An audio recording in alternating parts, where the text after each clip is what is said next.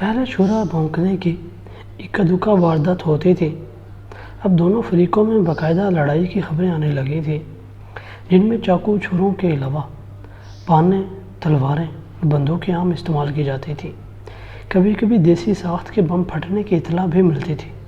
امرتسر میں قریب ہر ایک کا یہی خیال تھا کہ یہ فرقہ وارانہ فسادات دیر تک جاری نہیں رہیں گے۔ جوش ہے جو پھر ٹھنڈا ہوا، فضا پھر اپنی اصلی حالت میں واپس آ جائے گی۔ اس سے پہلے ایسے کئی فساد امرتسر میں ہو چکے تھے جو دیر پر نہیں تھے۔ ہندوؤں کے محلے میں جو مسلمان رہتے تھے بھاگنے لگے، اسی طرح وہ ہندو جو مسلمانوں کے محلے میں تھے اپنا گھر بار چھوڑ کے محفوظ مقاموں کا رخ کرنے لگے۔ مگر یہ انتظام سب کے نزدیک عارضی تھا، اس وقت تک کے لیے جب فضا فسادات کے تقدر سے پاک ہو جانے والی تھی۔ میاں عبدالحی ریٹائرڈ سب جج کو تو 100% یقین تھا کہ صورتحال بہت جلد درست ہو جائے گی۔ یہی وجہ ہے کہ وہ زیادہ پریشان نہیں تھے۔ ان کا ایک لڑکا تھا 11 برس کا، ایک لڑکی تھی 17 برس کی، ایک پرانا ملازم تھا جس کی عمر 70 کے لگ بھگ تھی۔ مختصر سا خاندان تھا۔ جب فسادات شروع ہوئے تو میاں صاحب نے بطور حفظ مقدم کافی راشن جمع کر لیا تھا۔ اس طرف سے وہ بالکل مطمئن ہو گئے تھے کہ اگر خدا نخواستہ حالات کچھ زیادہ بگڑ گئے اور دکانیں وغیرہ بند ہو گئی تو انہیں کھانے پینے کے معاملے میں تردد نہیں کرنا پڑے گا۔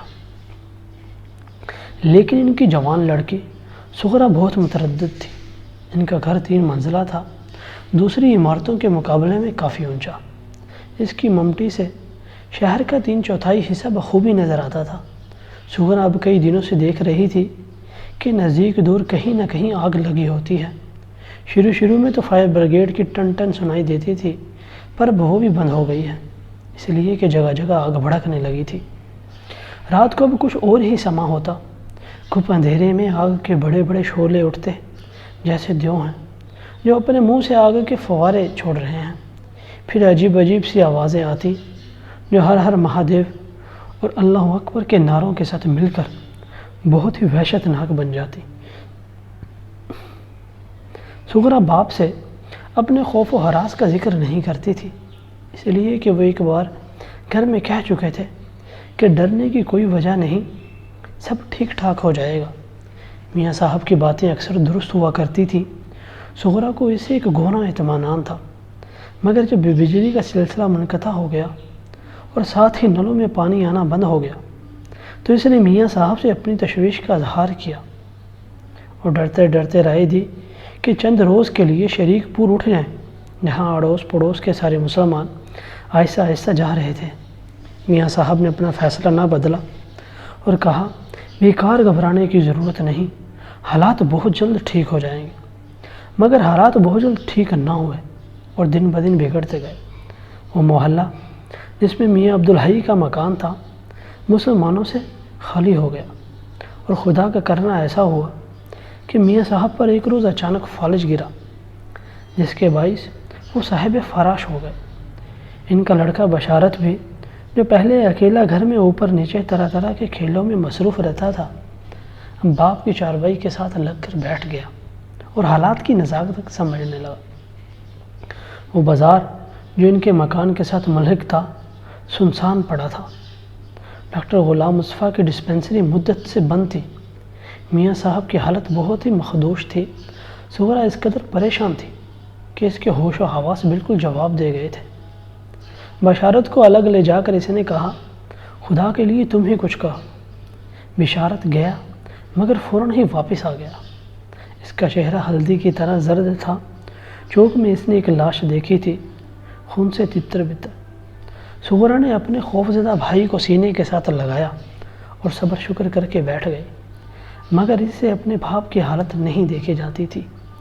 میاں صاحب کے جسم کا دائنا حصہ بالکل سن ہو گیا تھا، جیسے اس میں جان ہی نہیں۔ گویائی میں بھی فرق پڑ گیا تھا اور وہ زیادہ تر اشاروں سے ہی باتیں کرتے تھے، جس کا مطلب یہ تھا کہ سغرا گھبرانے کی کوئی بات نہیں، خدا کے فضل و کرم سے سب ٹھیک ہو جائے گا۔ کچھ بھی ٹھیک نہ ہوا۔ روزے ختم ہو گئے تھے، صرف 2 رہ گئے تھے۔ میاں صاحب کا خیال تھا کہ عید سے پہلے پہلے فضا بالکل صاف ہو جائے گی، مگر اب ایسا معلوم ہوتا تھا کہ شاید عید ہی کا روز قیامت ہو، کیونکہ ممٹی پر سے اب شہر کے قریب قریب ہر حصے سے دھوئیں کے بادل اٹھتے دکھائی دیتے تھے۔ رات کو بم کی پھٹنے کی ایسی ہولناک آوازیں آتی تھی کہ سغرا اور بشارت ایک لہجہ کے لیے بھی سو نہیں سکتے تھے۔ سغرا کو تو یوں بھی باپ کی تیمارداری کے لیے جاگنا پڑتا تھا، مگر اب یہ دھماکے ایسا معلوم ہوتا تھا کہ اس کے دماغ کے اندر ہو رہے ہیں۔ کبھی وہ اپنے مفلوج باپ کی طرف دیکھتی اور کبھی اپنے وحشت زدہ بھائی کی طرف۔ 70 برس کا بوڑھا ملازم اکبر تھا، جس کا وجود ہونے نہ ہونے کے برابر تھا۔ ایک روز تنگ آ کر سغرا اس پر برس پڑی، تم کس مرض کی دوا ہو؟ دیکھتے نہیں ہو میاں صاحب کی کیا حالت ہے؟ اصل میں تم پرلے درجے کے نمک حرام ہو۔ اب خدمت کا موقع آیا ہے تو دمے کا بہانہ کر کے یہاں پڑے رہتے ہو۔ وہ بھی خادم تھے جو آقا کے لیے اپنی جان تک قربان کر دیتے تھے۔ سغرا اپنا جی ہلکا کر کے چلی گئی۔ بعد میں اس کو افسوس ہوا کہ ناحق اس غریب کو اتنی لعنت ملامت کی۔ رات کا کھانا تھال میں لگا کر اس کی کوٹری میں گئی تو دیکھا خالی ہے۔ بشارت نے گھر میں ادھر ادھر تلاش کیا مگر وہ نہ ملا۔ باہر کے دروازے کی کنڈی کھلی تھی، جس کا مطلب یہ تھا کہ وہ میاں صاحب کے لیے کچھ کرنے گیا ہے۔ سغرا نے بہت دعائیں مانگی کہ خدا اسے کامیاب کرے، لیکن 2 دن گزر گئے اور وہ نہ آیا۔ شام کا وقت تھا۔ ایسی کئی شامیں سغرا اور بشارت دیکھ چکے تھے، جب عید کی آمد کے ہنگامے برپا ہوتے تھے، جب آسمان پر چاند دیکھنے کے لیے ان کی نظریں جمی رہتی تھی۔ دوسرے روز عید تھی، صرف چاند کو اس کا اعلان کرنا تھا۔ دونوں اس اعلان کے لیے کتنے بےتاب ہوا کرتے تھے۔ آسمان پر چاند والی جگہ پر اگر بادل کا کوئی ہٹیلا ٹکڑا جم جاتا تھا تو کتنی کوفت ہوتی تھی۔ چاند بھی کچھ ایسا ڈھیٹ تھا کہ دھوئیں کی چادر میں بھی نظر آ گیا۔ سغرا نے ہاتھ اٹھا کر دعا مانگی کہ خدا اپنا فضل کرے اور اس کے باپ کو تندرستی عطا فرمائے۔ بشارت دل ہی دل میں کوفت محسوس کر رہا تھا کہ گڑبڑ کے باعث ایک اچھی بھلی عید غارت گئی۔ دن ابھی تک ڈھلا نہیں تھا، یعنی شام کی سیاہی ابھی گہری نہیں ہوئی تھی۔ میاں صاحب کی چارپائی چھڑکاؤ کیے ہوئے صحن میں بچھی ہوئی تھی۔ وہ اس پر بے حس و حرکت لیٹے ہوئے تھے اور دور آسمان پر نگاہیں جمائے جانے کیا سوچ رہے تھے۔ عید کا چاند دیکھ کر جب سغرا نے سر جھکایا تو انہوں نے وہ بازو جو ٹھیک تھا اٹھایا اور اس پر شفقت سے ہاتھ پھیرا۔ سغرا کی آنکھوں سے ٹپ ٹپ آنسو گرنے لگے تو میاں صاحب کی آنکھیں بھی نمناک ہو گئیں، مگر انہوں نے تسلی دینے کی خاطر بمشکل اپنی نیم مفلوج زبان سے یہ الفاظ نکالے: اللہ تبارک و تعالیٰ سب ٹھیک کر دے گا۔ یعنی اسی وقت باہر دروازے پر دستخط ہوئی۔ سغرا کا کلیجہ دھک سے رہ گیا۔ اس نے بشارت کی طرف دیکھا جس کا چہرہ کاغذ کی طرح سفید ہو گیا تھا۔ دروازے پر پھر دستک ہوئی۔ میاں صاحب سغرا سے مخاطب ہوئے، دیکھو کون ہے؟ سغرا نے سوچا کہ شاید بوڑھا اکبر ہو۔ اس خیال ہی سے اس کی آنکھیں تمتما اٹھیں۔ بشارت کا بازو پکڑ کر اس نے کہا، جاؤ دیکھو شاید اکبر آیا ہے۔ یہ سن کر میاں صاحب نے نفی میں یوں سر ہلایا جیسے وہ یہ کہہ رہے ہیں، نہیں یہ اکبر نہیں ہے۔ سغرا نے کہا، تو اور کون ہو سکتا ہے ابا جی؟ میاں عبدالحی نے اپنی قوت گواہی پر زور دیتے ہوئے کچھ کہنے کی کوشش کی کہ بشارت آ گیا۔ وہ سخت خوف زدہ تھا، ایک سانس اوپر اور ایک نیچے۔ سغرا کو میاں صاحب کی چارپائی سے ایک طرف ہٹا کر اس نے ہولے سے کہا، ایک سکھ ہے۔ سغرا کی چیخ نکل گئی، سکھ کیا کہتا ہے؟ بشارت نے جواب دیا، کہتا ہے دروازہ کھولو۔ سغرا نے کانپتے ہوئے بشارت کو کھینچ کر اپنے ساتھ چمٹا لیا اور باپ کی چارپائی پر بیٹھ گئی اور اپنے باپ کی طرف ویران نظروں سے دیکھنے لگی۔ میاں عبدالحی کے پتلے پتلے بے جان ہونٹوں پر ایک عجیب سی مسکراہٹ پیدا ہوئی۔ جاؤ گورمکھ سنگھ ہے۔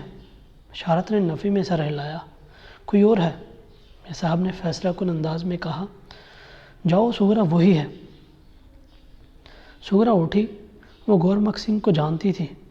پینشن لینے سے کچھ دیر پہلے اس کے باپ نے اس کے نام کے ایک سکہ کوئی کام کیا تھا۔ سغرا کو اچھی طرح یاد نہیں تھا، شاید اس کو ایک جھوٹے مقدمے سے نجات دلائی تھی۔ جب سے وہ ہر چھوٹی عید سے ایک دن پہلے اسپیشل سوئیوں کا ایک تھیلا لے کر آیا کرتا تھا۔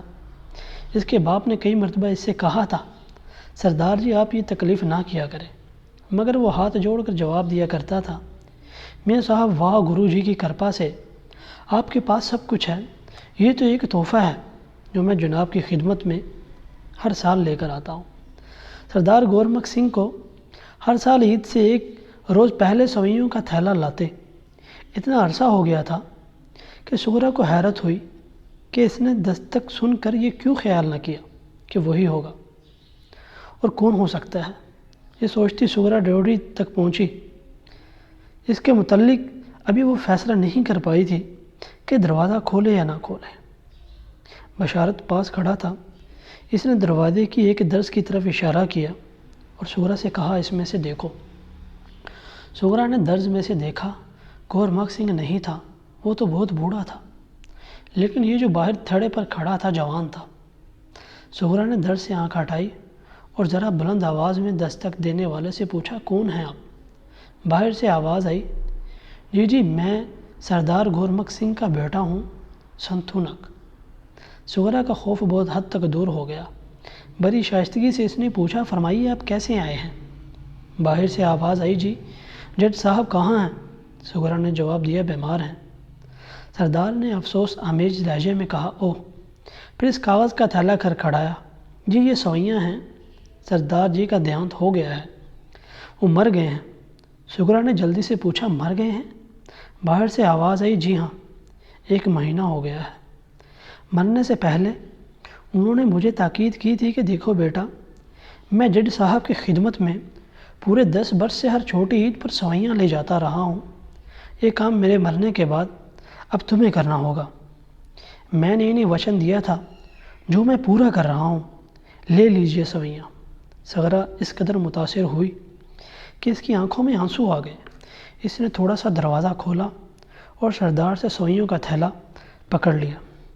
گورمکھ سنگھ کا لڑکا کچھ توقع کے بعد بولا، جج صاحب بیمار ہیں؟ سغرا نے جواب دیا، جی ہاں۔ کیا بیماری ہے؟ فالج۔ اوہ، سردار جی زندہ ہوتے تو انہیں یہ سن کر بہت دکھ ہوتا۔ مرتے دم تک انہیں جج صاحب کا احسان یاد تھا، کہتے تھے کہ وہ انسان نہیں دیوتا ہیں، اللہ تعالیٰ انہیں زندہ رکھے، انہیں میرا سلام۔ اور یہ کہہ کر وہ تھڑے سے اتر گیا۔